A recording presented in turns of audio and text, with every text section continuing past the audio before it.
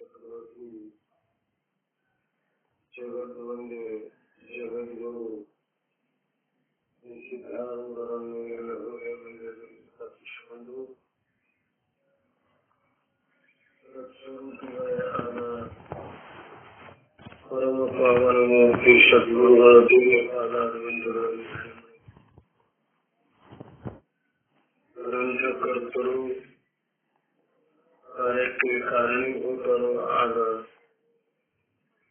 ಶ್ರೀ ಸದ್ಗುರು ಶ್ರೀರಾಮ ದೇವರ ಅವರುಗಳಿಗೆ ವಂದಿಸಿ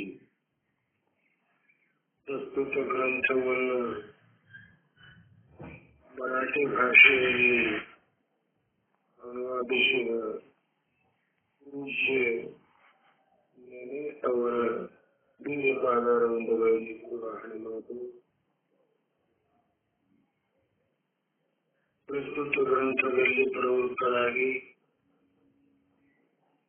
ಗ್ರಂಥದಲ್ಲಿ ಹೇಳಲ್ಪಟ್ಟಂತಹ ವಿಷಯವನ್ನು ಯಥಾರ್ಥವಾಗಿ ತಿಳಿದು ಧನ್ಯರಾಗಬೇಕು ಅಂತ ಪ್ರವೃತ್ತರಾದಂತಹ ಎಲ್ಲ ಮಹಾತ್ಮರ ಅಳಿದವರುಗಳಿಗೆ ಕೊಡಮತ್ತು ಇಂದಿನ ಈ ವಿಷಯದಲ್ಲಿ ಸ್ವಲ್ಪವೇ ನಾವು ಪ್ರವೃತ್ತರಾಗೋಣ. ಮುಂದಿನ ದಿವಸ ಮಂಗಳಾಚರಣೆಯನ್ನು ಮಾಡ್ಕೊಂಡು ಬಂದೆವು. ಯಾವುದೇ ಒಂದು ಶುಭ ಕಾರ್ಯದಲ್ಲಿ ಪ್ರವೃತ್ತರಾಗಬೇಕಾಗಿತ್ತು ಅಂತಂದ್ರೆ ಆ ಕಾರ್ಯ ನಿರ್ವಿಘ್ನವಾಗಿ ಪೂರ್ಣತ್ವವನ್ನು ಪ್ರಾಪ್ತ ಮಾಡಬೇಕಾಗಿತ್ತು ಅಂತಂದ್ರೆ ಅದಕ್ಕೋಸ್ಕರವಾಗಿ ಸಂಬಂಧಿತ ದೇವಿ ದೇವತೆಗಳಾಗಲಿ ಸದ್ಗುರುಗಳನ್ನಾಗಲಿ ಸ್ತುತಿಸುವುದು ನಮ್ಮ ಸಂಸ್ಕೃತಿಯ ವಾಡಿಕೆ. ಆ ವಾಡಿಕೆಗೆ ಅನುಗುಣವಾಗಿ ಈ ಟೀಕಾಕಾರರಾದಂಥವರು ತಮ್ಮದೇ ಆದಂತಹ ಒಂದು ಮಂಗಳಾಚರಣೆಯನ್ನು ಇಲ್ಲಿ ಮಾಡಿಕೊಂಡು ಆ ಮಂಗಳಾಚರಣೆಯ ಪ್ರಯೋಜನ ಏನು ಅಂದ್ರೆ ನಿರ್ವಿಘ್ನ ಸಮಾಪ್ತಿ ಕಾರಣ. ಅಂದ್ರ ಈ ಗ್ರಂಥ ನಿರ್ವಿಘ್ನವಾಗಿ ಮಂಗಳವನ್ನು ಹೊಂದಬೇಕು ಅನ್ನುವಂಥದ್ದೇ ಅಪೇಕ್ಷೆ.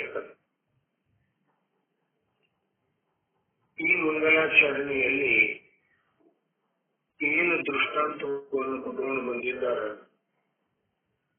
ಆ ದೃಷ್ಟಾಂತದಲ್ಲಿ ರಾಮ, ಸೀತೆ, ಸಮುದ್ರ, ತನ್ನಲ್ಲಿ ಆ ಸಮುದ್ರದ ಮೇಲೆ ಕಟ್ಟಿದಂತಹ ಸೇತುವೆ, ಈ 4 ಶಬ್ದಗಳು ಅಲ್ಲಿ ಬರ್ತಾ ಇವೆ. ಅವುಗಳ ಬಗ್ಗೆ ವಿಶೇಷವಾಗಿ ಹೇಳುವುದಕ್ಕೆ ತಿಳ್ಕೊಳ್ಳುವುದರಲ್ಲಿ ಮುಂದಿನ ದಿವಸ ನಡೆದುಕೊಂಡು ಬಂದಂತಹ ವಿಷಯ, ಈ ಮಂಗಳಾಚರಣೆಯನ್ನು ಮಾಡಿದ ನಂತರ ಮತ್ತೆ ಒಂದು ಆರ್ಯಾವೃತ್ತ ಬರ್ತಾ ಇದೆ. ಪೂರ್ವದಲ್ಲಿ ಸ್ವಲ್ಪ ವ್ಯಾಕರಣ ಕಡೆಗೆ ನಿಮ್ಮನ್ನು ಕರೆದೊಯ್ತಾ ಇದ್ದೇನೆ. ಇಲ್ಲಿ ಏನು ಈ ಶ್ಲೋಕದಲ್ಲಿ ಉಪಮಾನ ಮತ್ತು ಉಪಮೇಯಗಳು ಅಂತ ಬರ್ತಾ ಇದ್ದಾವೆ. ವ್ಯಾಕರಣದಲ್ಲಿ ಉಪಮಾನ ಉಪಮೇಯ ಅಂತ ಬರ್ತಾವ. ಅಂದ್ರ ಇಲ್ಲಿ ಶೀತ ಅಂದ್ರೆ ಏನು? ಶಾಂತಿ, ಶಾಂತಿ ಅಂದರೆ ಶೀತ. ಇಲ್ಲಿ ಅಲಂಕಾರಗಳಲ್ಲಿ ಉಪಮ ಅಲಂಕಾರ, ರೂಪಕ ಅಲಂಕಾರ, ಹಿಂಗ ಅಲಂಕಾರದಲ್ಲಿ ಅನೇಕ ಪ್ರಕಾರದ ಅಲಂಕಾರಗಳವ. ಯಾಕಂದ್ರೆ ಮುಂದಿನ ದಿವಸ ನಾವು ಹೇಳಿದೆವು, ಜಜತಿ, ಸುಜಾತಿ, ಸುಲಕ್ಷಣ, ಸುವರ್ಣ, ಸರಸ, ಸುಹೃತ್, ಭೂಷಣ ಅಂತ ಎಷ್ಟೇ ಸುಂದರವಾಗಿ ಇದ್ದಾಗ್ಯಾರು ಕೂಡ ಏನು ಜಜತಿ ಅಂದ್ರೆ ಯಜತಿ, ಸುವರ್ಣ ಅಂದ್ರೆ ಒಳ್ಳೆ ಅಕ್ಷರಗಳಿಂದ ಕೂಡಿಕೊಂಡದ್ದರ ಕಾವ್ಯ ಒಳ್ಳೆ ಒಳ್ಳೆ ಅಕ್ಷರಗಳಿಂದ ರಾಸಬದ್ಧ ಅದ ಅಥವಾ ಆ ಸ್ತ್ರೀಗಳು ಒಳ್ಳೆ ವರ್ಣಂದ್ರ ಬಣ್ಣದಿಂದ ಕೂಡಿಕೊಂಡಿದ್ದಾಗ ಕಾವ್ಯಗಿದ್ದ ಸರಸ ರಸಯುಕ್ತವಾಗಿದ್ದ ಯೌವನದಿಂದ ತುಂಬಿಕೊಂಡಿದ್ದಾಳೆ. ಕಾವ್ಯದಲ್ಲಿ ಸರಸಂದ್ರ ರಸಗಳಿದ್ದವ, ಯಾಗ ವ್ಯವಹಾರದಲ್ಲಿ ಷಡ್ರಸಗಳಿದ್ದವ, ಹಾಗೆ ಕಾವ್ಯದಲ್ಲಿಯೂ ಕೂಡ ರಸ ಅದ.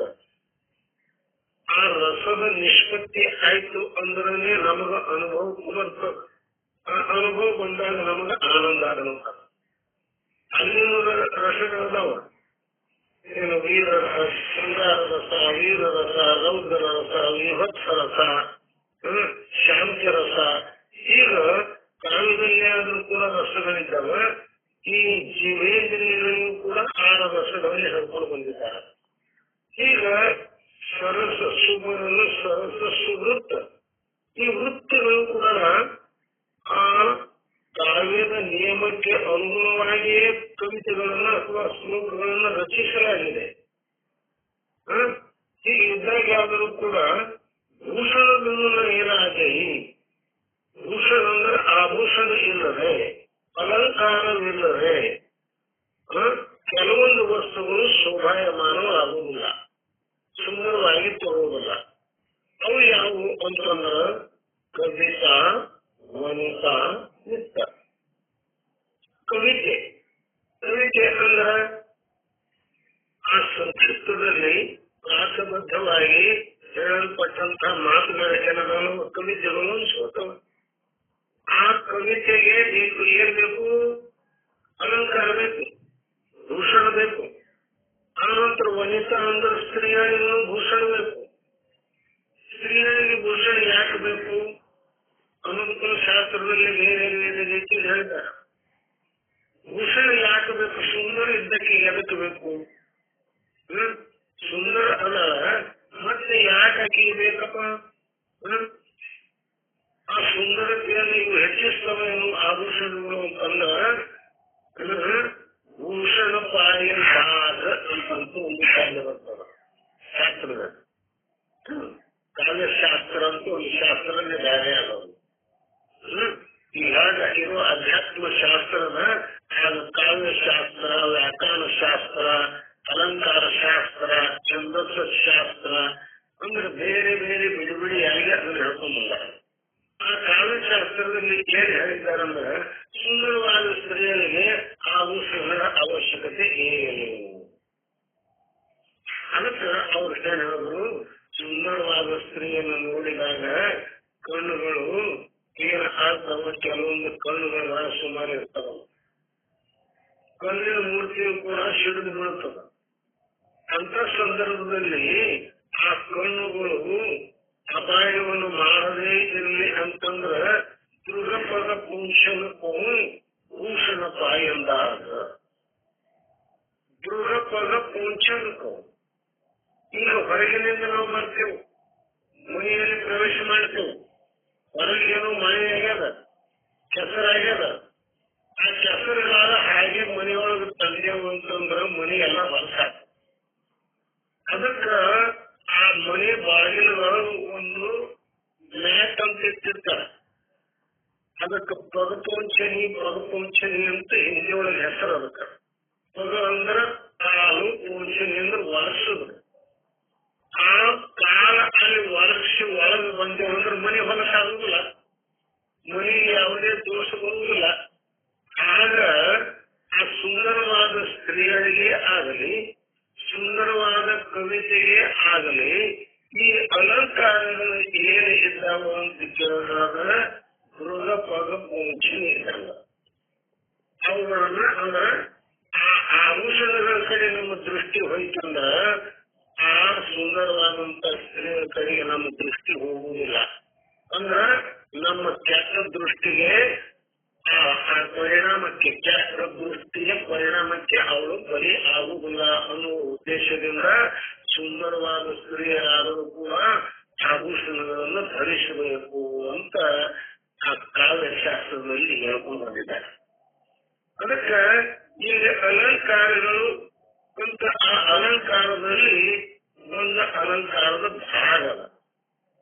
ಉಪಮಾಲಂಕಾರ, ಅನಂತರ ರೂಪಕ ಅಲಂಕಾರ, ಅನನ್ವಯ ಅಲಂಕಾರ, ಈಗ ಅಲಂಕಾರಗಳು ಅನೇಕ ಇದ್ದಾವೆ. ಈಗ ನಮಗೆ ಬೇಕಾದದ್ದು ಒಂದು ಉಪಮಾ ಅಲಂಕಾರ ಅಂತ ತಿಳ್ಕೊಳ್ಳೋದು. ಪ್ರಸಂಗ ಬಂದಾಗ ಯಾವಾಗ ಬರ್ತೋ ಆ ಅಲಂಕಾರವನ್ನು ಅವರ ಒಳಗವನು ಉಪಮೆಯನ್ನು ಕೊಟ್ಟರು. ಯಾರು ಆ ಶಾಂತಿ ಅಂದ್ರೆ ಬೇರೆ ಅಲ್ಲ ಮತ್ತು ಆ ಸೀತಾ ಅಂದ್ರೆ ಬೇರೆ ಅಲ್ಲ. ಆ ಸೀತೆಗೆ ಶಾಂತಿಯ ಉಪಮೆಯನ್ನು ಕೊಟ್ಟರು. ಅಂದ್ರ ಅದಕ್ಕೆ ಒಂದು ಕೆಲವೊಂದ್ಸಲ ಎರಡೂ ಒಂದೇ ಅಂತ ಹೇಳುವುದು ಅದಕ್ಕೆ ಬಿಟ್ಟು ಆಗುತ್ತಿಲ್ಲ. ಅದರಂತೆ ಅದು ಅನ್ನೋದಕ್ಕೆ ಅನನ್ವಯ ಅಲಂಕಾರ ಅಂತ. ಅನನ್ವಯ ಅಲಂಕಾರ ಅಂದ್ರ ಏನು? ಜ್ಞಾನಹು ಭರತ ಭರತ ಸಮಭಾಯಿ. ಭರತನಂತವ ಭರತನೇ ಮತ್ತೊಬ್ಬರಿಲ್ಲ ಅಂತವ್ರು ಅನ್ನುವಂತ ಹೇಳುವುದು ಅವನಿಗೆ ಅವನೇ ಉಪಮ ಸತ್ಯವಂದ್ರ ಅದಕ್ಕೆ ಅನನ್ವಯ ಅಲಂಕಾರ ಇರಬೇಕು.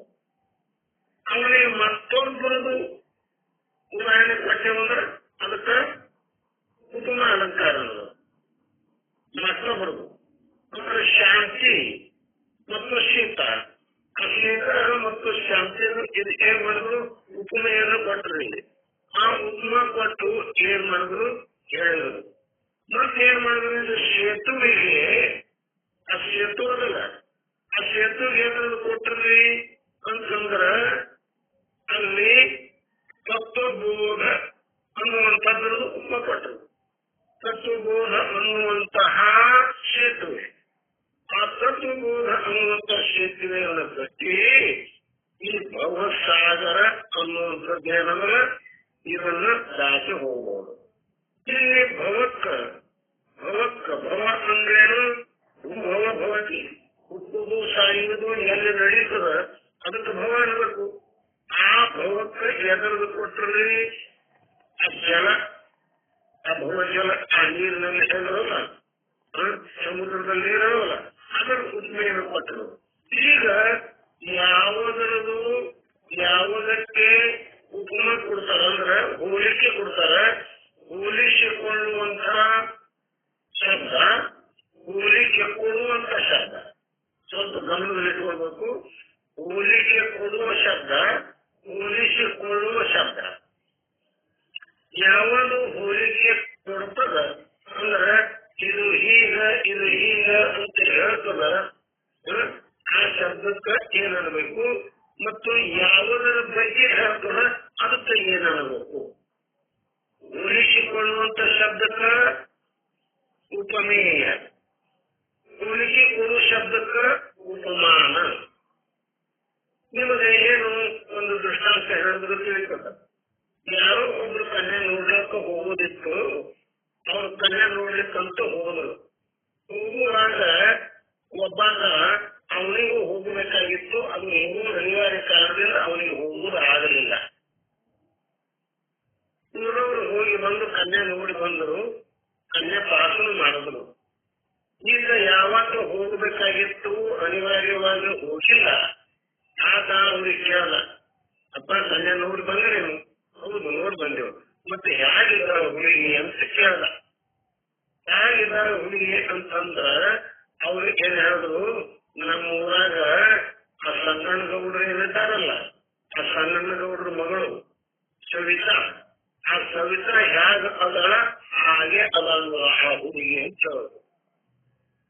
ಈಗ ಆ ನೋಡಿ ಬಂದ ಹುಡುಗಿ ಮತ್ತು ಈ ಸವಿತಾ ಇವ್ರು ಇಬ್ಬರಿದ್ದಾರೆ. ಇವ್ರು ಇಬ್ಬರಲ್ಲಿ ಒಬ್ಬರು ಉಪಮಾನ ಇದ್ದಾರ, ಒಬ್ಬರು ಉಪಮೇಯ ಇದ್ದಾರೆ. ನೋಡಿ ಬಂದ ಹುಡುಗಿ ಉಪಮೇಯ, ಈ ಊರನ್ನು ಸಂಗನಗೌಡರ ಮಗಳು ಹುಡುಗಿ ಕೆಲವರೆಗೂ ಉಪಮಾನ. ಈಗ ಉಪಮಾನ ಉಪಮೇಯಗಳಿಂದ ಕೂಡಿಕೊಂಡಂಥದ್ದು ಈ ಪದ್ಯ. ಇದನ್ನು ಕೂಡ ನಮಗ ಒತ್ತಿ ಇರಬೇಕಂತ ಸಂಕ್ಷಿಪ್ತವಾಗಿ ಆ ವ್ಯಾಕರಣದ ವಿಷಯವನ್ನು ನಾನು ಹೇಳ್ಕೊಂಡು ಬಂದೆ. ಈಗ ಇಂಥದ್ದು ಇಲ್ಲಿ ಎಲ್ಲವನ್ನೂ ಹೇಳ್ಕೊಂಡು ಬಂದು ಒಂದೊಂದೇ ಮಾತನ್ನ ಬಿಡಿಬಿಡಿಯಾಗಿ ಏನಪ್ಪಾ ಅಂತಂದ್ರ ಇಲ್ಲಿ ಹೇಳ್ಕೊಂಡು ಬಂದರು. ಇನ್ನ ಅದನ್ನು ಸ್ವಲ್ಪ ನೀವು ಗ್ರಂಥದಲ್ಲಿ ಏನಪ್ಪ ಅಂತಂತಂದ್ರ ಇದ್ದು ಗ್ರಂಥ ಅಂತಂದ್ರ ಓದ್ಕೊಂಡ ಮತ್ತಿಷ್ಟು ತತ್ವದ ಸುಸ್ಪಷ್ಟವಾಗಿ ಅದರ ಅರ್ಥವನ್ನು ನೀವು ತಿಳಿಯಬಹುದು. ಮತ್ತಿನ ಗ್ರಂಥ ಇಲ್ಲ ಅಂತಂದ್ರೆ ಸ್ವಲ್ಪ ತೊಂದರೆ ಆಗ್ತದ. ಅದಕ್ಕೆ ಇಲ್ಲಿ ಏನ್ ಉತ್ತರ ಸರಿ ಅವರು ಇರುವಾಗ ಈ ಶ್ರೀರಾಮ ಅನ್ನುವಂತಹ ಈ ಸದ್ಗುರು ಏನಲ್ಲ ಪರಮ ಶಾಂತಿಯನ್ನ ಪಡೆದಿದ್ದಾರೆ. ಅಲ್ಲಿ ಆಗ ಅವ್ರ ಶಾಂತಿ ಇದ್ದಾರಲ್ಲ ಆಗ ಪರಮ ಶಾಂತಿಯಿಂದ ಕೂಡಿಕೊಂಡಂತ ಆ ಸದ್ಗುರು ಏನಿದ್ದಾರಲ್ಲ ನಮಗೆ ಏನ್ ಮಾಡ್ಬೇಕಾಗಿದೆ ಈಗ ನಮ್ಮ ಮೇಲೆ ಅನುಗ್ರಹವನ್ನು ಮಾಡಬೇಕಾಗಿದೆ. ಅದಕ್ಕೆ ಜ್ಞಾನ ಪ್ರಮಾಣ ರಾಮಚಂದ್ರ ರಾವಣಾದಿ ರಾಕ್ಷಸಂತ ನಾಶಕರಣರ आहे त्याचप्रमाणे राम सद्गुरु कामक्रोधाದಿ ರೂಪ ರಾಕ್ಷಸಂತ ನಾಶ करणार आहे. ಆ ದೃಷ್ಟಾಂತದಲ್ಲಿ ಇಲ್ಲಿ ಏನು ಮೊದಲದಲ್ಲಿ ರಾಮಚಂದ್ರ ಏನಿದ್ದಾನ ಕಾಮ ಕ್ರೋಧ ಅನ್ನುವಂತ ಈ ಅರಿಷಡ್ ವರ್ಗಗಳನ್ನ ಏನಂದ್ರೆ ಇಲ್ಲಿ ರಾವಣಾದಿಗಳು ರಾವಣ ಕುಂಭಕರ್ಣಾದಿಗಳು ಏನಿದ್ದಾರಲ್ಲ ಅವರಿಗೆ ಈ ಕಾಮ ಕ್ರೋಧಾದಿಗಳ ಉಪಮೇಯ ಕೊಟ್ಟು ಹೇಳಿದ್ರು.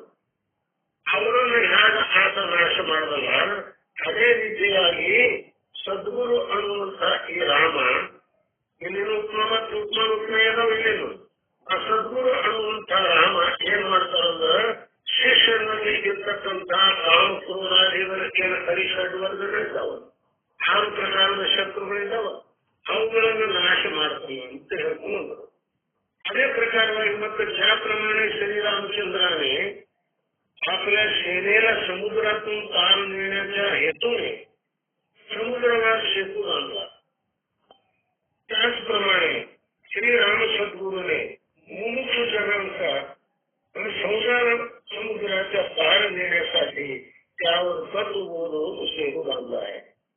ಇಲ್ಲಿ ಮತ್ತೊಂದು ಉಪಮಾನ ಕೊಟ್ಟ ಏನ್ ಹೇಳಿದ್ರು ಯಾವ ರೀತಿಯಾಗಿ ಶ್ರೀರಾಮಚಂದ್ರನು ಆ ಪರಮಶಾಂತಿ ಅಂತ ಸ್ಥಿತಿಯನ್ನು ಪಡೆಯುವುದಕ್ಕೋಸ್ಕರವಾಗಿ ಸಮುದ್ರದ ಮೇಲೆ ಏನು ಸೇತುವೆಯನ್ನು ಕಟ್ಟಿ ಆ ಸೇತುವೆ ಮುಖಾಂತರವಾಗಿ ಶ್ರೀಲಂಕೆಯನ್ನು ಪ್ರವೇಶಿಸಿ ಆ ಪರಮಶಾಂತಿ ರೂಪ ಸ್ಥಿತಿಯನ್ನು ಪಡೆದನು.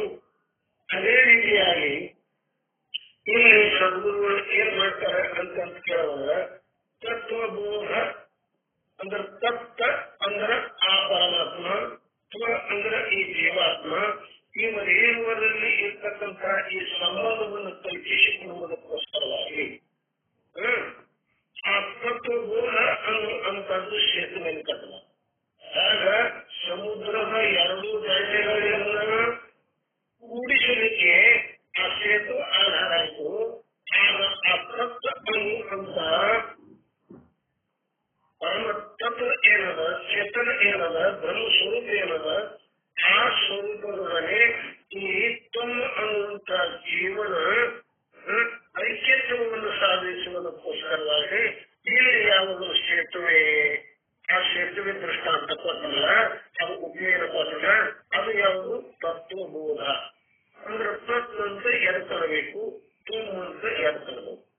ಆ ತತ್ವದ ವಾಕ್ಯಾರ್ಥವೇನು ಮತ್ತು ತೊಮ್ಮದ ವಾಕ್ಯಾರ್ಥವೇನು ತತ್ವದ ಲಕ್ಷ್ಯಾರ್ಥವೇನು ಮತ್ತು ತೊಮ್ಮದ ಲಕ್ಷ್ಯಾರ್ಥವೇನು ಇವೆಲ್ಲವುಗಳನ್ನು ಬಿಡಿಬಿಡಿಸಿ ಸದ್ಗುರುನಾಥ ಏನೇ ಹೇಳ್ಕೊಟ್ಟ ಅದಕ್ಕೇನೆ ಏನನ್ಬೇಕು ತತ್ವಬೋಧ ರೂಪ ಸೇತುವೆ ಅಂತ ಹೇಳ್ಕೊಂಡ್ಬಂದ್ರು.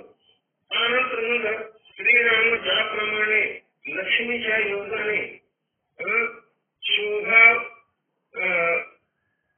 शोभायमान आहे त्याचप्रमाणे श्री राम सद्गुरु ब्रह्म विद्यादी अनेक सद्गुरु रूप लक्ष्मीच्या योगाने शोभायमान आहे. म्हणून अशा श्री राम रूप सद्गुरूला मी सादर नमस्कार करतो.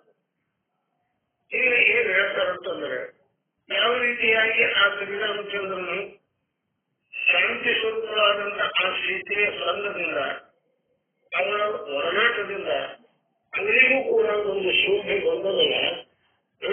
ಸೀತೆಯ ಒಡನಾಟದಿಂದ ಸೀತೆಯ ಸಂಘದಿಂದ ಆ ಶ್ರೀರಾಮನಿಗೂ ಒಂದು ಶೋಭೆ ಆ ಶೋಭೆ ಬಂದದಲ್ಲ. ಅದೇ ರೀತಿಯಾಗಿ ಸದ್ಗುರುಗಳಿಗೆ ಯಾವುದರ ಸಂಘದಿಂದ ಶೋಭೆ ಬಂದದಂತ ಕೇಳಿದಾಗ ಬ್ರಹ್ಮ ವಿದ್ಯಾದಿ ಅನೇಕ ಸದ್ಗುರು ಬ್ರಹ್ಮ ವಿದ್ಯೆಯೇ ಮೊದಲು ಮಾಡಿ ಅನೇಕ ಶೋಭಾಯಮಾನವಾದಂತಹ ಗುಣಗಳಿದ್ದಾವೆ. ಅವು ಏನು ಅವು ಅನೇಕವಾದ ಗುರುವಿನ ಲಕ್ಷಣವನ್ನು ಹೇಳುವಾಗ ಹೇಳೋದಂತೆ ಏನು ಕರುಣೆ, ಸತ್ಕಲೆ, ಶಾಸ್ತ್ರ, ಪರಿಣತೆ, ನಿರಾಶೆ ಅಂತ ನಿಜಗುಣ ಹೇಳ್ಕೊಂಡಿದ್ದಾರೆ. ಏನು ಆ ಗುಣಗಳಿಂದ ಕರುಣೆಯಿಂದ, ಸತ್ಯದ ಬಗ್ಗೆ ಯಥಾರ್ಥವಾಗಿ ತಿಳಿದುಕೊಳ್ಳುವುದರ, ಗಣಪತಿಗಳ ಜೀವರಾಶಿಗಳ ಮೇಲೆ ಕರುಣೆ ಇತ್ತಂದ್ರೆ ಹೇಳಿಕೊಡ್ತದೆ. ಮತ್ತೆ ಮೊದಲನೇದಾಗಿ ಕರುಣೆಯನ್ನು ಇಟ್ಟು ಸದ್ಗುರುಗಳಲ್ಲಿ ಆಗ ಇನ್ನು ನಿರಾಶೆ ಇರ್ತಂದ್ರೆ ಬೇಕು ಬೇಡ ಏಕ ಮಾಡಿದಂಥವ ಆ ಸದ್ಗುರುನಾಥ. ಇವೆಲ್ಲವುಗಳು ಏನಿದ್ದಾವ ಅವನ ಸದ್ಗುರುಗಳಿಂದ. ಇನ್ನು ಗುರು ಶಿಷ್ಯರ ಲಕ್ಷಣಗಳು ಬಂದಾಗ ಹೇಳೋದಂತಂದ್ರ ಈಗ ಈ ಶಾಸ್ತ್ರ ಅನ್ನುವಂಥದ್ದೇನದ ಆ ಶಾಸ್ತ್ರ ಅಥವಾ ಬ್ರಹ್ಮ ವಿದ್ಯಾ ಅನ್ನುವಂಥದ್ದೇ ಆ ಸ್ವಗುರುಗಳಿಗೆ ಒಂದು ಆಭೂಷಣ. ಯಾವ ಗುರುವಿನಲ್ಲಿ ಆ ಬ್ರಹ್ಮ ವಿದ್ಯೆ ಅದ ಅದೇ ಅವನಿಗೆ ಕಾಂತಿ, ಅವರೇ ಅದು ಶೋಭ. ಅಂತ ಶೋಭ, ಅಂತ ಕಾಂತಿಗಳಿಂದ, ಅಂತ ಆಭರಣಗಳಿಂದ ಯುಕ್ತವಾದಂತಹ ಆ ಸದ್ಗುರುಗಳಿಗೆ ನಾನು ಸಾಷ್ಟಾಂಗ ನಮಸ್ಕಾರವನ್ನು ಮಾಡುತ್ತೇನೆ ಅಂತ ಇಲ್ಲಿ ಹೇಳ್ಕೊಂಡು ಇಲ್ಲಿ ನಮಸ್ಕಾರ ಎದಕ್ಕಿಂತ ಅದನ್ನು ನಾವು ಮಾಡಿದೆ. ತನ್ನ ನಿಕೃಷ್ಟತೆ ಮತ್ತು ಯಾರನ್ನು ಕುರಿತು ಶರಣು ಹೋಗಿರುವೆವೋ ಅವರ ಶ್ರೇಷ್ಠತೆಯನ್ನು ವ್ಯಕ್ತ ಮಾಡುವುದಕ್ಕೆ ನಾವು ನಮಸ್ಕಾರ ಅಂತೀವಿ. ಅಂಥವರಿಗೆ ನಾವು ಶರಣ ಹೋಗುತ್ತೇವೆ. ಇನ್ನು ಸಾಷ್ಟಾಂಗ ಅಂತೂ ಒಂದು ಶಬ್ದ ಬಂದದ್ದು. ಸಹ ಅಷ್ಟ ಅಂಗ ಸಾಷ್ಟಾಂಗ. ಅಷ್ಟ ಅಂಗಗಳನ್ನು ಕೂಡಿಕೊಂಡು ನಮಸ್ಕಾರವನ್ನು ಮಾಡಬೇಕು. ಗುರುಗಳ ಮುಂದೆ ನಮಸ್ಕಾರ ಹೇಗೆ ಮಾಡಬೇಕು ಅಂತ ಕೇಳಿದ್ರೆ ಅಷ್ಟಾಂಗ ಸಹಿತವಾಗಿ ಮಾಡಬೇಕು ಅಂತ ಶಾಸ್ತ್ರದಲ್ಲಿ ಹೇಳ್ತಾ ಬಂದಿದ್ದಾರೆ. ಆ ಅಷ್ಟ ಅಂಗಗಳು ಯಾವುವು ಅನ್ನುವಂಥದ್ದನ್ನು ತಿಳಿಯುವುದು ಅವಶ್ಯಕತೆ. ಆದ್ದರಿಂದ ಆ ಅಷ್ಟ ಅಂಗಗಳನ್ನ ಬಹಳ ಸುಂದರವಾಗಿ ನಿಜಗಳು ಹೇಳ್ಕೊಂಡು ಬಂದಿದ್ದಾರೆ. ಏನ್ ಹೇಳ್ಯಾರವರು? ಎರಡು ಪದವೆರಡು, ಕರವೆರಡು, ಭುಜವೇನೆ ನೊಸಲು ಎರಡು, ನೆಲಸೌಕಲು ಅಷ್ಟಾಂಗದಿ ನಲಿಸಿ ಗುರುವರ್ಯ ಕರುಣಿಸು ಎಂತರಂಗನು. ಏನವು ಎಂಟು ಅಂಗಗಳು ಅಂದ್ರೆ ಪದವೆರಡು, ಎರಡು ಪಾದ, ಮತ್ತೆ ಏನು ಕರವೆರಡು, ಈ ಹಸ್ತಗಳು ಕೈಗಳೆರಡು, ಆನಂತರ ಭುಜವೆರಡು ಅಂದ್ರೆ ಎಷ್ಟಾದ್ರೆ ಆಡಗಳು, ಎರಡು ಕಾಲ, ಎರಡು ಕೈಯ, ಎರಡು ಭುಜಗಳು ಮತ್ತು ನೊಸಲು ಮತ್ತು ಎದೆ. ಈ ಎದೆ ಮತ್ತು ನೊಸಲು ಅಂದ್ರೆ ಎದೆ, ಇವು ಎರಡು. ಈ ಒಟ್ಟಾರೆ ಎಷ್ಟಾದ್ರು ಎಂಟದು. ಈ ಅಷ್ಟಾಂಗಗಳು ಆ ಭೂಮಿಗೆ ತಗುಲುವಂತೆ ಅಂದ್ರೆ ಅಷ್ಟ ಅಂಗ. ಈ ಎಂಟು ಅಂಗಗಳು ಭೂಮಿಗೆ ತಗುಲುವಂತೆ ನಾವು ದಂಡಾಕಾರವಾಗಿ ಇದರ ದಂಡ ನಮಸ್ಕಾರ, ದಂಡ ನಮಸ್ಕಾರ, ದಂಡ ಬಡಿಗೆ. ಆ ಬಡಿಗೆ ಸರಳವಾದಂತಹ ಬಡಿಗೆ ಇತ್ತಂದ್ರೆ ಅದು ಭೂಮಿ ಮೇಲೆ ಬಿದ್ದಾಗ ಅದರ ಸಂಪೂರ್ಣ ಅಂಗ ಭೂಮಿಗೆ ಯಾವ ರೀತಿಯಾಗಿ ಆಣಿಕೊಂಡು ಇರುತ್ತದೆಯೋ ಅದೇ ರೀತಿಯಾಗಿ ನಮ್ಮ ಈ ಎರಡು ಅಂಗಗಳನ್ನ ನಾವು ಭೂಮಿಗೆ ತಗುಲುವಂತೆ ನಮ್ಮ ಶರೀರದ ಆಧಾರವನ್ನು ಅಳವಡಿಸಿ ಆ ಸದ್ಗುರುಗಳಿಗೆ ನಾವು ನಮಸ್ಕಾರವನ್ನು ಮಾಡಬೇಕು ಅಂತ ಇಲ್ಲಿ ಹೇಳ್ಕೊಂಡು ಅದಕ್ಕೆ ಇನ್ನು ಮುಂದಿನ ಒಂದು ಮತ್ತೆ ಆರ್ಯಾವೃತ್ತಂ ಅಂತ ಮತ್ತೊಂದು ಪದ್ಯ ಈ ಶ್ಲೋಕ ಅಲ್ಲಿ ಬರ್ತದೆ. ಅಲ್ಲಿ ಅದು ಏನದ ಅದನ್ನು ನೋಡೋಣ. ಪಂಚೀಕರಣ ವ್ಯಾಖ್ಯಾ ಶುಭಬೋಧಾರ್ಥ ಕರೋಮ್ಯಂ ಸರಳಂ ಸಂಸ್ಕೃತ ವಾಕ್ ಜ್ಞಾನ ಗುಜರ ಸದ್ಭಾಷೆಯ ಮೋಕ್ಷಣ. ಏನ್ ಹೇಳ್ತಾರೆ ಇದರಲ್ಲಿ? ಇದರ ತಾತ್ಪರ್ಯ ಒಂದೊಂದಾಗಿ ಸ್ವಲ್ಪ ನನ್ನ ಕೈಪುಟಿಗೆ ತಿಳಿದಷ್ಟೇ. ಸಂಸ್ಕೃತವನ್ನು ಅಷ್ಟೊಂದು ಬಲ್ಲವನಲ್ಲ. ಮಹಾತ್ಮರು ಎಲ್ಲಾದ್ರೂ ತಪ್ಪುಗಳು ಅದನ್ನು ನನಗೆ ಮಾರ್ಗದರ್ಶನ ಮಾಡ್ಕೊಂಡು ಕೇಳುತ್ತಾ ಪಂಚೀಕರಣ ವ್ಯಾಖ್ಯಾನ. ಈ ಪಂಚೀಕರಣ ಅನ್ನುವಂತಹ ಈ ಗ್ರಂಥದ ವ್ಯಾಖ್ಯೆಯನ್ನ ಅದರ ನಿರೂಪಣೆಯನ್ನ ಅದರ ವಿಷಯವನ್ನು ಸ್ಪಷ್ಟವಾಗಿ ಅದಕ್ಕೆ ವ್ಯಾಖ್ಯಾ ಅನ್ನಬೇಕು. ವ್ಯಾಖ್ಯಾನ ಪಂಚೀಕರಣ ಅನ್ನುವಂಥದ್ದು ಇಲ್ಲಿ ವ್ಯಾಖ್ಯೆ ಮಾಡೋವಿದ್ದೆ ನಾನು. ಅದನ್ನು ಸುಸ್ಪಷ್ಟವಾಗಿ ತಿಳಿಸಲಿಕ್ಕೆ ಪ್ರಯತ್ನ ಮಾಡೋವಿದ್ದೀನಿ. ಅದು ಹೇಗದ ಪಂಚೀಕರಣ ಅಂದ್ರೆ ಸುಖಬೋಧಾರ್ಥ, ಅದರ ಜ್ಞಾನ, ಬೋಧದ ಜ್ಞಾನ ನಾವು ಮಾಡ್ಕೊಂಡೇವಂದ್ರೆ ನಮಗೆ ಸುಖ ಅನ್ನುವಂಥದ್ದು ಪ್ರಾಪ್ತಿ ಆಗ್ತದೆ. ಆ ಸುಖದ ಬೋಧೆ ನಿಮಗೆ ಆಗಬೇಕು, ಶಿಷ್ಯರುಗಳಿಗೆ ಆಗಬೇಕು. ಆ ಸುಖದ ಅನುಭೂತಿ ಅವರಿಗೆ ಆಗಬೇಕು ಅನ್ನುವಂತಹ ಸದುದ್ದೇಶದಿಂದ ಕರೋಮಿ ಅಹಂ, ಕರೋಮಿ ಮಾಡುತ್ತೇನೆ, ಅಹಂ ಅಂದ್ರೆ ನಾನು ಮಾಡುತ್ತೇನೆ. ಏನ್ ಮಾಡುತ್ತೇನೆ? ಆ ಬೋಧವನ್ನ ಸರಳಾಂ, ಅತ್ಯಂತ ಸುಗಮವಾದ ರೀತಿಯಲ್ಲಿ ಅವರಿಗೆ ತಿಳಿಯುವಂತೆ ಈ ಪಂಚೀಕರಣ ಅನ್ನುವಂಥದ್ದು ಗ್ರಂಥದ ಬೋಧನೆಯನ್ನ ನಾನು ಮಾಡ್ತೀನಿ ಅಂತ ಶ್ಲೋಕದಲ್ಲಿ ಈ ಮೊದಲನೇ ಅರ್ಧಭಾಗದಲ್ಲಿ ಹೇಳ್ತೀನಿ. ಇನ್ನು ಎರಡನೇ ಅರ್ಧಭಾಗದಲ್ಲಿ ಏನಾದ್ರೆ ಸಂಸ್ಕೃತ ವಾಕ್ ಅಜ್ಞಾನ, ಸಂಸ್ಕೃತವಾದ ಜ್ಞಾನ, ಸಂಸ್ಕೃತದ ವಾಣಿ ಏನದ, ಸಂಸ್ಕೃತ ಭಾಷೆ ಏನದ, ಆ ಭಾಷೆಯ ಅಜ್ಞಾನ. ಯಾರು ಅಜ್ಞರೋ, ಯಾರು ಸರಿಯಾಗಿ ಅದರ ಸಂಸ್ಕೃತ ಭಾಷೆಯನ್ನು ತಿಳಿಯಲು ಅಸಮರ್ಥರೋ ಅಂಥವರ ಸಲುವಾಗಿ ನಾನು ಏನು ಮಾಡ್ತಾ ಇದ್ದೇನೆ?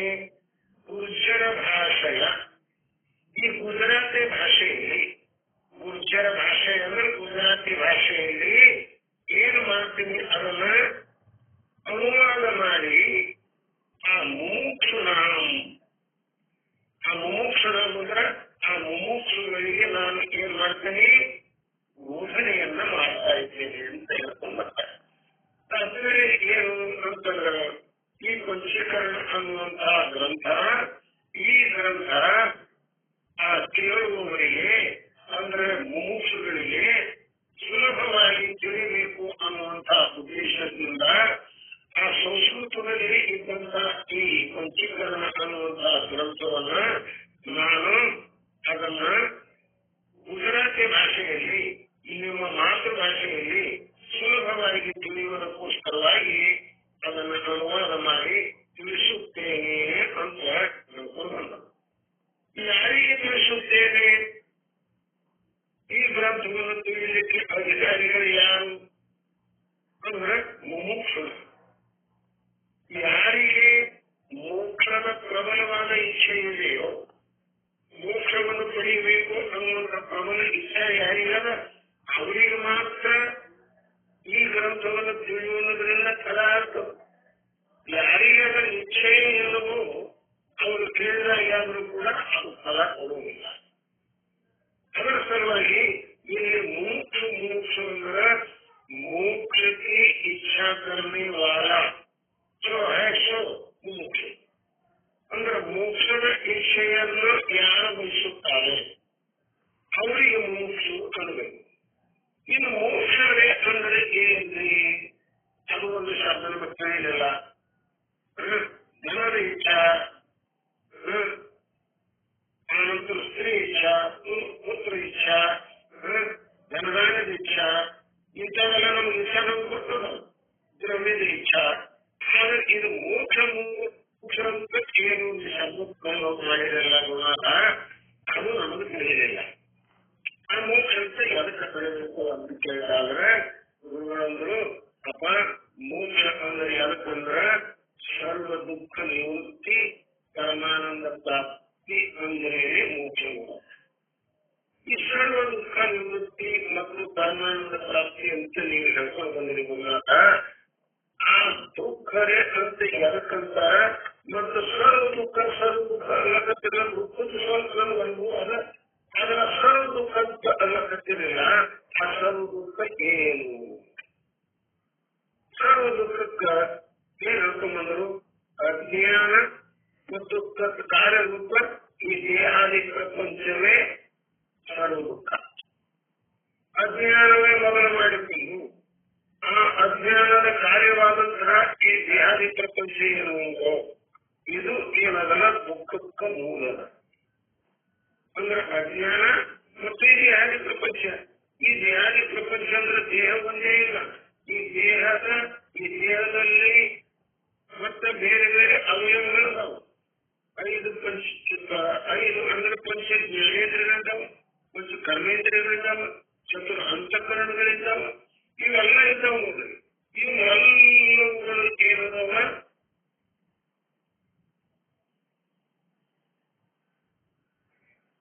ಅದಕ್ಕೆ ಒಂದು ಪ್ರಯೋಜನ ಅದ.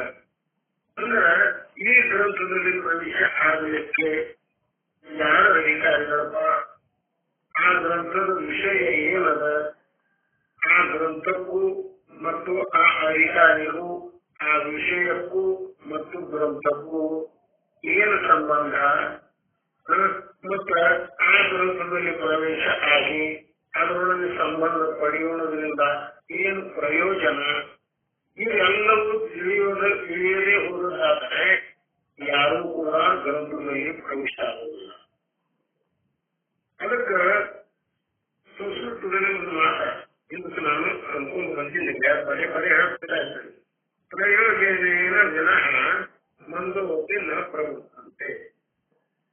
ಪ್ರಯೋಜನವಿಲ್ಲದೆ, ಯಾವುದೇ ಒಂದು ಲಾಭವಿಲ್ಲದೆ, ಯಾವುದೇ ಒಂದು ತನಗೆ ಬೇಕು ಅನ್ನುವಂತಹ ಬಯಕೆಯ ವಿಷಯವಿಲ್ಲದೆ ಯಾರೂ ಕೂಡ ಆ ವಿಷಯದಲ್ಲಿ ಪ್ರವೃತ್ತರಾಗುವುದೇ ಇಲ್ಲ. ಬೇಕನ್ನುವುದು ಮೊದಲು ಬೇಕು. ಆ ಬೇಕನ್ನುವುದು ಏನು ಬೇಕು, ಆ ವಸ್ತುವನ್ನು ಪಡೆಯುವುದಕ್ಕೋಸ್ಕರವಾಗಿ ಏನು ಪ್ರಯತ್ನ ಮಾಡಬೇಕು, ಆ ನಂತರ ಮಾತ್ರ ಮೊದಲು ಬೇಕನ್ನುವುದಿದ್ದಾಗ ಮಾತ್ರ ಪ್ರಯತ್ನ ನಂತರದ ವಿಷಯ. ಆಗ ಇಲ್ಲಿ ಆ ಪ್ರಯೋಜನ ಅನ್ನುವಂಥದ್ದು ಈ ಗ್ರಂಥದಲ್ಲಿ ಅದ ಅನ್ನುವಂಥದ್ದನ್ನ ಹೇಳ್ತಾರೆ. ಇದರ ಅನುಬಂಧ ಅಂತ ಅದಕ್ಕೆ ಹೆಸರು ಕೊಟ್ಟಿದ್ದಾರೆ. ಈ ಅನುಬಂಧನೆ ಎದಕ್ಕಬೇಕು ನಮಗೆ ತಿಳಿಲಿಲ್ಲ. ಬಂಧ ಅಂದ್ರೆ ಬಂಧನ, ಅದು ಬಂಧನ ಅಂದ್ರೆ ಕಟ್ಟುವುದು, ಕಟ್ಟಿ ಹಾಕುವುದು, ಇದನ್ನ ಅರ್ಥ ಆಗ್ತದೆ. ಈಗ ಅನುಬಂಧ ಅಂದ್ರೆ ಇಲ್ಲಿ ಶಾಸ್ತ್ರದಲ್ಲಿ ಬಂದು ಅದಕ್ಕೆ ಏನ್ರಿ ಅರ್ಥ? ಬೇರೆ ಬೇರೆ ಸಂದರ್ಭಗಳಲ್ಲಿ ಬೇರೆ ಬೇರೆ ಶಬ್ದದ ಅಥವಾ ಒಂದೇ ಶಬ್ದದ ಅನೇಕ ಅರ್ಥಗಳಾಗ್ತವೆ. ಬೇರೆ ಬೇರೆ ಸಂದರ್ಭಗಳಲ್ಲಿ ಒಂದೇ ಶಬ್ದದ್ದು ಅನೇಕ ಅರ್ಥಗಳಾಗ್ತವೆ. ಆಯಾ ಸಂದರ್ಭಕ್ಕೆ ಅನುಗುಣವಾಗಿ ನಾವು ಅರ್ಥವನ್ನು ಮಾಡ್ತೇವೆ.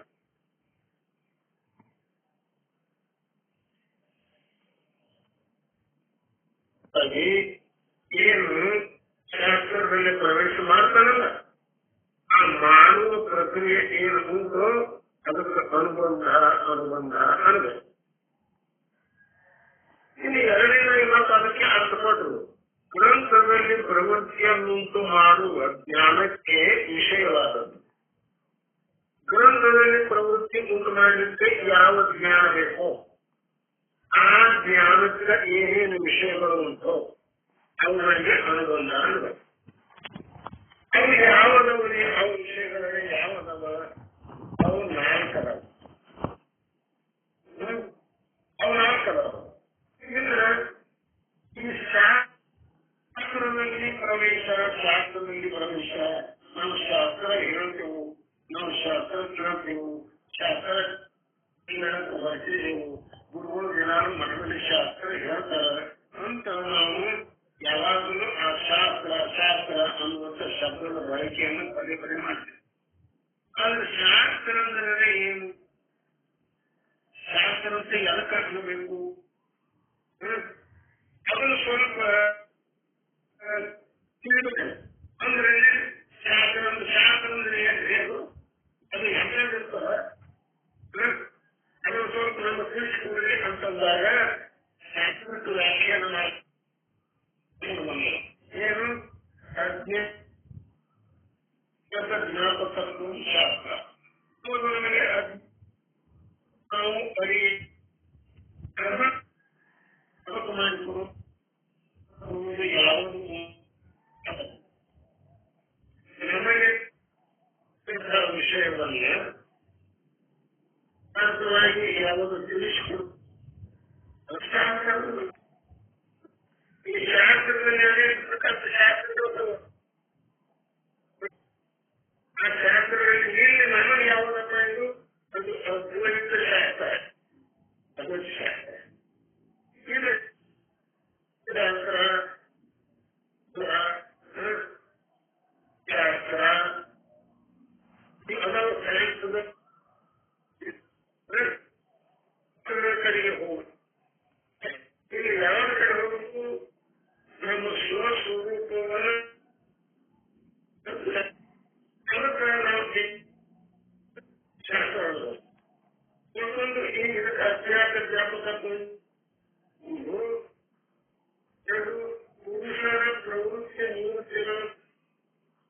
ಪ್ರವೇಶಿಸುತ್ತಾನೆಯೋ ಅದು ಪ್ರವೃತ್ತಿ ಯಾವುದ ಪ್ರವೃತ್ತರಾಗಬೇಕು, ಯಾವುದರಲ್ಲಿ ಪ್ರವೃತ್ತರ ತಿಳಿಸಿಕೊಟ್ಟೆ ಯಾವುದರ ಅದಕ್ಕೂ ಶಾಸ್ತ್ರ. ಇದು ಪುರುಷರು ಪುರುಷರು ಒಂದು ಶಬ್ದ ಬಂದವು. ಚಂದ್ರೋದಯ ಪುರುಷ ಅಂತಲ್ಲ, ವಸತಿ ನಿಜ ಪುರುಷ. ಈ ಪುರಾಣಗಳ ಈ 8 ಪುರಗಳಲ್ಲಿ ಇರ್ತಕ್ಕಂಥವರಿಗೆ ಪುರುಷರು. ಆ ಪುರುಷರಿಗೆ ಏನಿರಬೇಕು? ಜೀವ ಇರಬೇಕು. ಅವರಿಗೆ ಜೀವಾತ್ಮ ಇರಬೇಕು. ಈ ಜೀವಾತ್ಮನ ಇಚ್ಛೆಗೆ ವಿಷಯ. ಇಲ್ಲಿ ಪುರುಷ ಅಂತ ಯಾಕೆ ಬಂತು ಅನ್ನೋದಕ್ಕೆ 8 ಪುರಗಳಲ್ಲಿ ವಾಸ ಮಾಡಿದವರಿಗೆ ಪುರುಷ ಅಂತ ಚಂದ್ರೋದಯ ಮುಂದಿನ ವಿಷಯ. ಆದರೂ ಕೂಡ ನಾನು ಹೇಳ್ತಾ ಇದ್ದೇನೆ, ಆ 8 ಪುರಗಳು ಯಾವುವು? ಜ್ಞಾನೇಂದ್ರಿಯ ಪಂಚಕ ಒಂದು. ಈ ಶರೀರದಲ್ಲಿ 5 ಜ್ಞಾನೇಂದ್ರಿಯಗಳು. ಇದು ಒಂದು ಪುರ.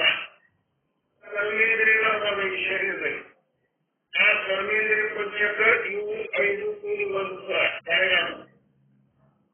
ಅನಂತರ ಪ್ರಾಣ ಪಂಚಕ ಈ ಶರೀರದಲ್ಲಿ ಬಂದು 5 ಪ್ರಕಾರದ ಪ್ರಾಣಗಳ ವಾಯುಗಳ ಅವು ಯಾವ ಯಾವ ಸ್ಥಾನದಲ್ಲಿ ಇದ್ದುಕೊಂಡು ಏನೇನು ಕೆಲಸ ಮಾಡ್ತಾವೋ ಮುಂದೆ ಬರುವುದೇ ಅದ. ಅದು ಒಂದು ಪುರ. ಯಾವುದು? ಪ್ರಾಣ ಪಂಚಕ. ಎಷ್ಟಾದರೂ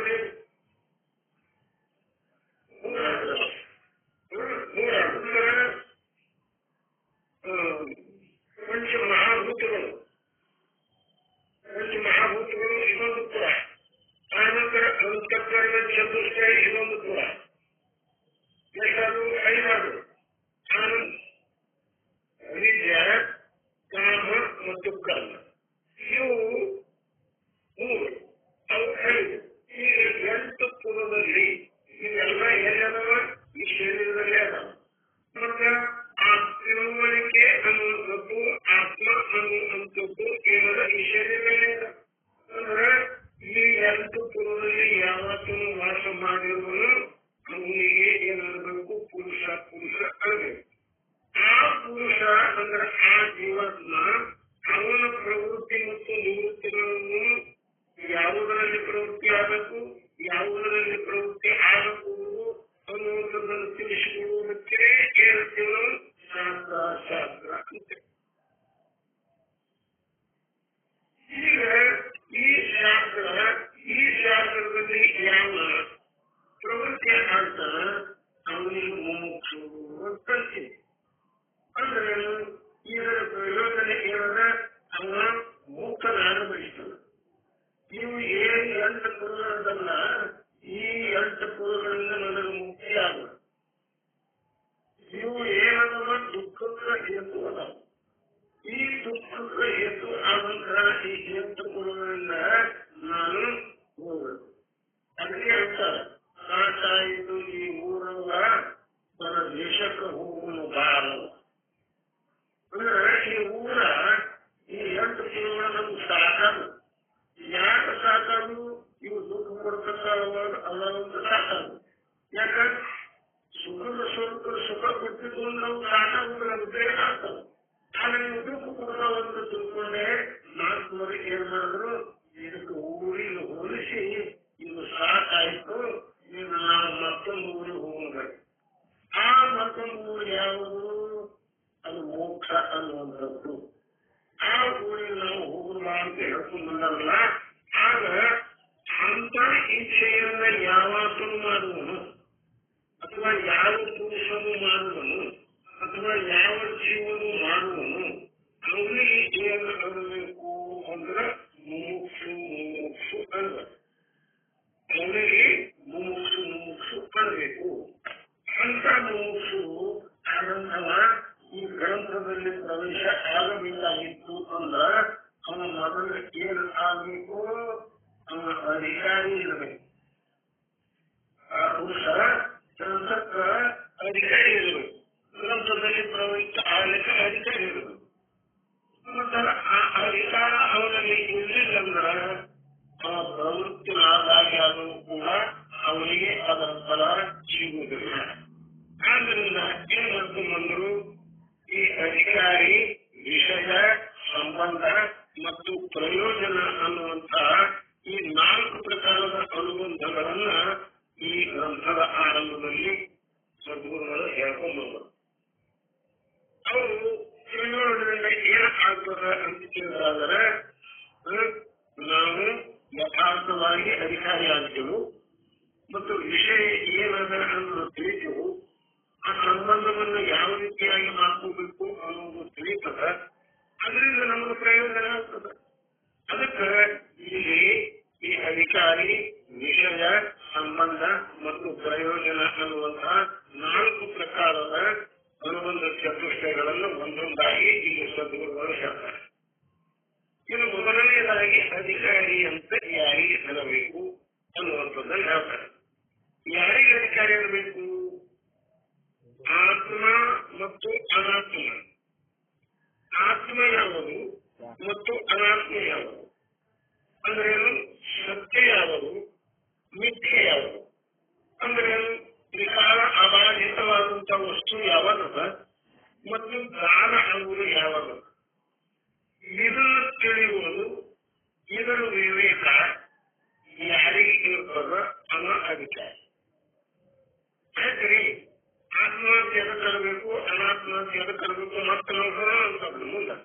ಇನ್ನು ಆತ್ಮ ಮತ್ತು ಅನಾತ್ಮ ಇವುಗಳನ್ನು ತಿಳಿಯುವಂಥದ್ದು ಏನದ ಆ ತಿಳುವಳಿಕೆಗೆ ವಿವೇಕ ಅಂತಾರೆ.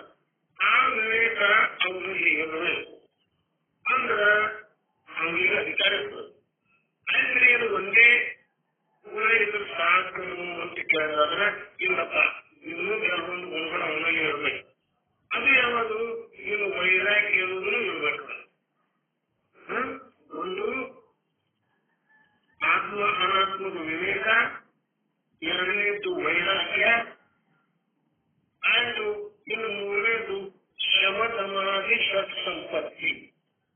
ಶಮ, ದಮ ಮತ್ತೊಂದ ಉಪರತಿ, ತಿತಿಕ್ಷಾ, ಶ್ರದ್ಧಾ, ಸಮಾಧಾನ. ವಿಶ್ವದ ಮೊದಲು ಆಗಿರೋದು ಇವನ್ನ ಅವರಲ್ಲಿ ಇರಬೇಕು. ಇವು 6 ಪ್ರಕಾರದ್ದು ಸಂಪತ್ತಿ ಅಂತ ಹೇಳ್ತೀವಲ್ಲ, ಅವನು ಅವನಲ್ಲಿರ್ಬೇಕು. ಮತ್ತೆ ಏನಿರ್ಬೇಕು? ಇವೆಲ್ಲರ ಇದ್ದುಕೊಂಡು ಮೋಕ್ಷದ ಇಚ್ಛಾನು ಇರಬೇಕು. ಈಗ 4 ಗುಣಗಳು. ಎಷ್ಟು? 4. ಈ 4ರಲ್ಲಿ ಮತ್ತೆ ಒಂದೊಂದು ಮೇಲೆ ಒಂದು 9 ಆಗಿ ಹೋಗ್ತಾರೆ. ಈ 6 ಸಮಾಧಿ ಸಂಪತ್ತಿ ಒಂದು 6, ಆತ್ಮ ಅನಾತ್ಮದ ವಿವೇಕ ಒಂದು 7, ವೈರಾಗ್ಯ ಒಂದು 8, ಮೋಕ್ಷದ ಇಚ್ಛೆ ಒಂದು 9. ಈಗ 9 ಗುಣಗಳಿಂದ ಕೂಡಿಕೊಂಡವ ಯಾವ ಇದ್ದಾನ ಅವನಿಗೆ ಅಧಿಕಾರಿ ಅನ್ನಬೇಕು. ಉಳಿದವರಿಗೆ ಅಧಿಕಾರಿ ಅನ್ಕೂಡುದು. ಎದಕ್ಕೆ ಅಂತಂದ್ರ ಈ ಗ್ರಂಥದಲ್ಲಿ ಪ್ರವೇಶ ಆಗಿದೆ, ಪ್ರಕರಣ ಗ್ರಂಥದಲ್ಲಿ ಪ್ರವೇಶ ಆಗಿದೆ. ಅಧ್ಯಾತ್ಮ ಬೋಧವನ್ನು ಮಾಡಿಕೊಡ್ತಕ್ಕಂತಹ ಯಾವುದೇ ಒಂದು ಗ್ರಂಥ ಏನಾದ, ಬ್ರಹ್ಮಾತ್ಮರ ಐಕ್ಯತ್ವವನ್ನು ಬೋಧ ಮಾಡತಕ್ಕಂತಹ ಯಾವುದೇ ಒಂದು ಗ್ರಂಥ ಅದ, ಅದಕ್ಕೆ ಪ್ರಕರಣ ಗ್ರಂಥ ಅನ್ನಬೇಕು. ಅಂತಹ ಗ್ರಂಥದಲ್ಲಿ ಪ್ರವೇಶ ಆಗಲಿಕ್ಕೆ ಈ 4 ಗುಣಗಳು ಯಾವುದರಲ್ಲಿ ಅದಾವಲ್ಲ ಅವನಿಗೆ ಏನು ಅನ್ನಬೇಕು ಅಂತ ಕೇಳಿದ್ರೆ ಅಧಿಕಾರಿ ಅಂತ ಅನ್ನಬೇಕು. ಇನ್ನು ಈ 4 ಗುಣಗಳಂದ್ರೆ ಇಲ್ಲಿ ಒಟ್ಟಾರೆ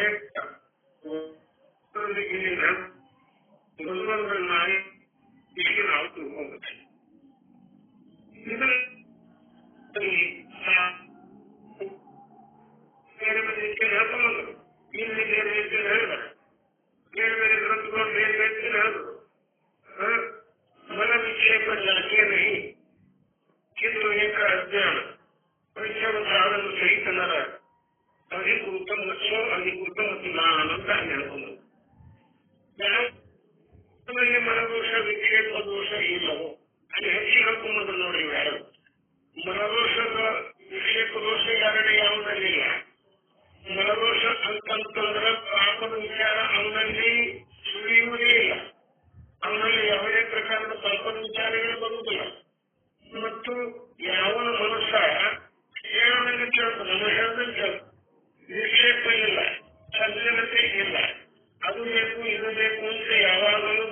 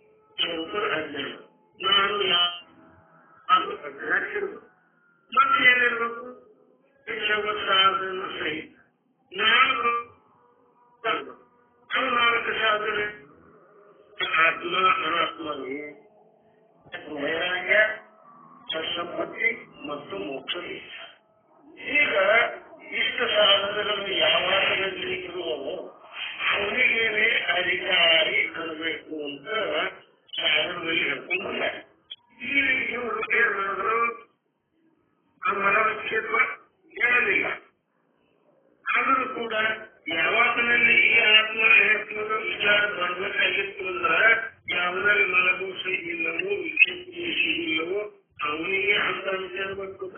ಇವರಿಗೆ ಬರುವುದಿಲ್ಲ. ಅದನ್ನು ನಾವು ಅಧ್ಯಾಯ ಮಾಡಿ ಆತ್ಮ ವಿವೇಕಾಂತಿ ಅದಕ್ಕೆ ಅನ್ನಬೇಕು.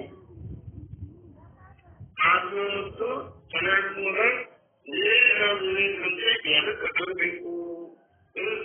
ನಮಗೆ ಗೊತ್ತಿಲ್ಲ ಅದನ್ನು ನೀವು ಊಹಿಸಿಕೊಡಿ ಅಂತ ಶಿಷ್ಯನಾದಂತ ಪ್ರಶ್ನೆ ಮಾಡಿದಾಗ ಅವರ ಸಂದರ್ಭಗಳು ಅದರ ಯಾರಕ್ಕಂತಾರ ನಾನು ಹೇಳ್ತೀನಿ ಅಂತ ಅವರು ಹೇಳ್ಕೊಂಡ್ಬಂದ್ರು. ಏನಂದ್ರು? आत्मस्वरूप नित्य आहे आणि त्याचा व्यतिरिक्त सर्व अनित्य आहे असा जो मनाचा निश्चय त्याचे नाव विवेक व तोच त्यातले पहिले साधन आहे. हे अर्थ त्याची व्याख्या ಅವನವರ ಕಂಠಸ್ಥಿರಬೇಕು. ಅಂದ್ರೆ ನಿತ್ಯ ಅಂದ್ರೆ चतुर अभाव रहित को नित्य कहिए.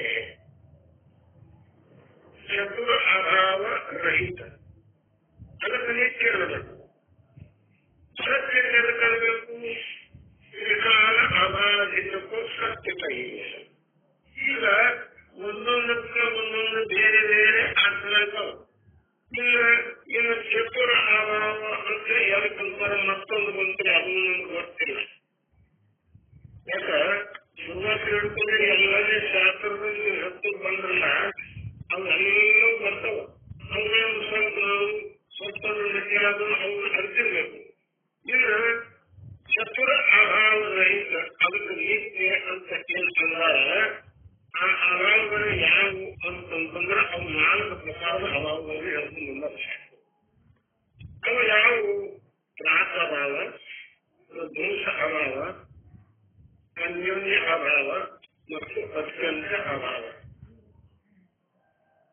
ಈಗ 4 ಅಭಾವಗಳನ್ನು ಶಾಸ್ತ್ರದಲ್ಲಿ ಹೇಳ್ಕೊಂಡಿದ್ದಾರೆ.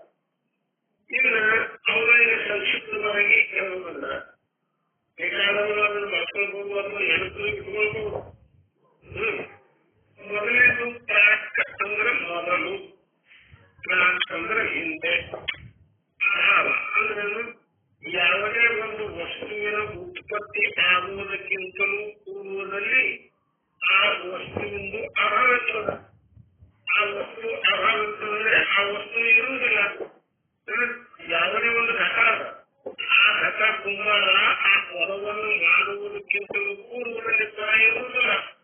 ಯಾವಾಗ ಆದ ಕೊಡ ನಿರ್ಮಾಣ ಮಾಡಿದ ಅವಾಗ ಆ ಕೊಡದ ಉತ್ಪತ್ತಿ ಆಯ್ತು. ಆ ಉತ್ಪತ್ತಿ ಪೂರ್ವದಲ್ಲಿ ಏನು ಕೊಡದ ಅಭಾವ ಇತ್ತು ಅದಕ್ಕೆ ಪ್ರಾಕ ಅಭಾವ, ಪ್ರಾಕ ಅಭಾವ ಇದು.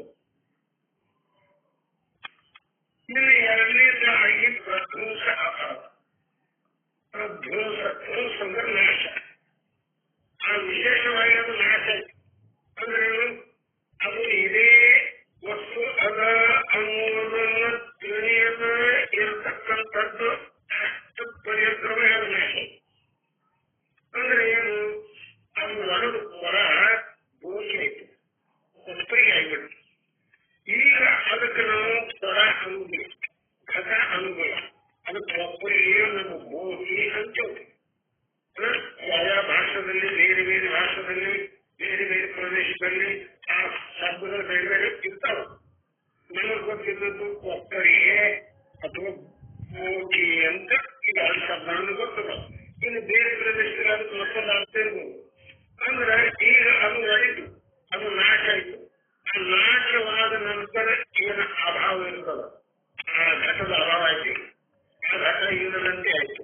ಆ ಅಭಾವ ಪ್ರಧ್ವಂಸ ಅಭಾವ ಅನ್ನಬೇಕು. ಇನ್ನು ಅನ್ಯೋನ್ಯ ಅಭಾವ ಅಂತ ಬರ್ತದೆ. ಅನ್ಯರಲ್ಲಿ ಅನ್ಯದರ ಅಭಾವ. ಒಂದು ವಸ್ತುವಿನಲ್ಲಿ ಮತ್ತೊಂದು ವಸ್ತುವಿನ ಅಭಾವ. ಶಾಸ್ತ್ರದಲ್ಲಿ ಘಟಪಟ ಆಗಿದ್ರೆ ದೃಷ್ಟಾಂತವನ್ನು ಕೊಡ್ತಾರೆ. ಘಟದಲ್ಲಿ ಪಟದ ಅಭಾವ. ಅಂದ್ರೆ ಏನು? ಘಟ ಅಂದ್ರೆ ಪಟ ಅಲ್ಲ, ಪಟ ಅಂದ್ರೆ ಘಟ ಅಲ್ಲ. ಘಟದಲ್ಲಿ ಪಟ ಇಲ್ಲ, ಘಟದಲ್ಲಿ ಘಟ ಉಂಟು, ಪಟದಲ್ಲಿ ಪಟ ಉಂಟು. ಆ ಘಟದಲ್ಲಿ ಪಟದ ಅಭಾವದ ಅದರಂತೆ ಪಟದಲ್ಲಿ ಘಟದ ಅಭಾವದ. ಹೀಗೆ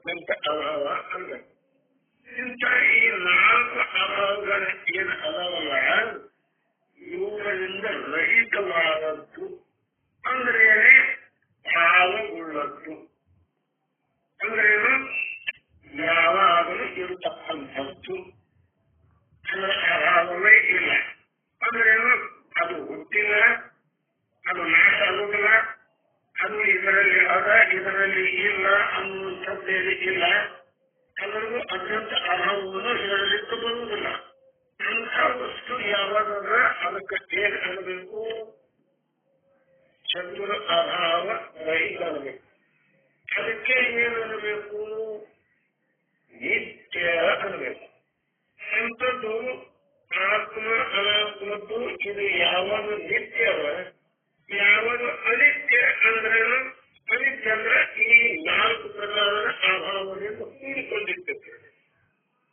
ಆ 4 ಪ್ರಕಾರದ ಅಭಾವದಿಂದ ಕೂಡಿಕೊಂಡದ್ದು ಯಾವಾಗ ಮತ್ತು ಈ ಅಭಾವಗಳಿಂದ ರಹಿತವಾದದ್ದು ಯಾವಾಗ ಇವು ಎರಡನ್ನ ಅಂದ್ರೆ ಆತ್ಮ ಮತ್ತು ಅನಾತ್ಮ ವಿವೇಕ ಅಂತ ಆತ್ಮ ಇದು ಚತುರ ಅಭಾವ ರಹಿತರ ಈ ದೇಹಾದಿ ಪ್ರಪಂಚ ಇದು ಹುಟ್ಟುವುದಕ್ಕಿಂತ ಮೊದಲಿಲ್ಲ ಇದು ನಾಶ ಆದ ಬಳಿಕ ಇಲ್ಲ ಇದರಲ್ಲಿ ಒಂದೇ ಅಂದ್ರೆ ಒಂದು ಕಿವಿಯೊಳಗ ಕಿವಿ ಅದೇ ತಿರ್ಗ ಉಳಿದ ಎಲ್ಲ ಕಾಲಂದ ಕೈ ಸಾಯಲ್ಲ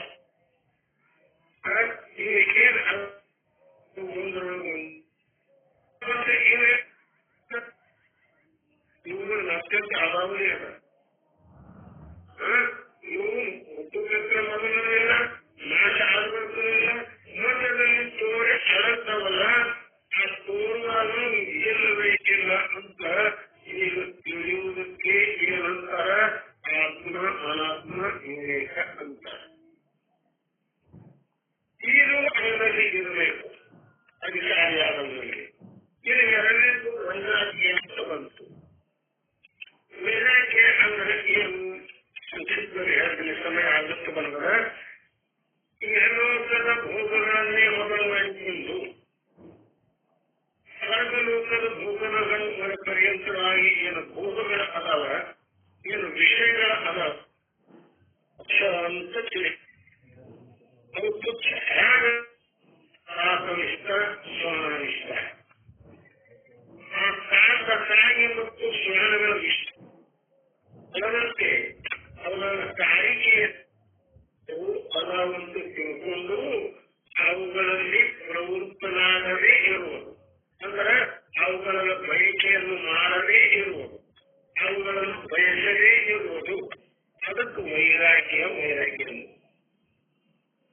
ಬಯಸದೆವು ಯಾವುದೇ ಇಷ್ಟ ಮಾಡದೆವು ಅಂದ್ರೆ ಅದು ವೈರಾಗ್ಯ ಅಲ್ಲ ಇದು ನಮಗೆ ದಾಯಕ ಇದು ನಮಗೆ ದಾಯ ಇದು ನಮಗೆ ಬೇಕಾಗಿಲ್ಲ ಯಾಕೆ ಬೇಕಾಗಿಲ್ಲ ಇದು ದೋಷಪೂರ್ಣವಾದದ್ದಲ್ಲ ಇದು ದುಃಖಪೂರ್ಣವಾದದ್ದಲ್ಲ ಇದು ಸಾಕು ಬೇಕುಗಳಿಂದ ಕೂಡಿಕೊಂಡಲ್ಲ ಅದಕ್ಕೆ ಇದು ಶಾಶ್ವತವಾದಂತಹ ಸುಖ ಇಲ್ಲ ಇದು ಸುಖದಕ್ಕೆ ತೋರಿದಾಗ್ಯಾದ ನಂತರ ದುಃಖಕ್ಕೆ ಕಾರಣ ಅದಕ್ಕಂತ ಬಿಟ್ಟುಬಿಡುವುದು ವೈರಾಗ್ಯ ಇನ್ನು ಸಮಾಜ ಶಾಸ್ತ್ರ ಸಮಾಗಮ ಏನದಲ್ಲ 6 ಪ್ರಕಾರದವ ಹೇಳ್ತದವ 6 ಪ್ರಕಾರಗಳು ಶ್ರಮ ದಮ ಉಪರತಿ ತಿತಿಕ್ಷಾ ಶ್ರದ್ಧಾ ಮತ್ತು ಸಮಾಧಾನ ಇವು 6 ಪ್ರಕಾರದ್ದು ಇವು ಸಂಪತ್ತಿ ಅಂತ ಹೇಳ್ಕೊಂಡ ಸಂಪತ್ತಿ ಏನಪ್ಪ ಸುಖಕ್ಕೆ ಮೂಲ ಎಲ್ಲರಿಗೂ ಗೊತ್ತದ ಆ ಸಂಪತ್ತಿ ಇತ್ತಂದ್ರೆ ನಮಗೆ ಸುಖ ಆಗ್ತದ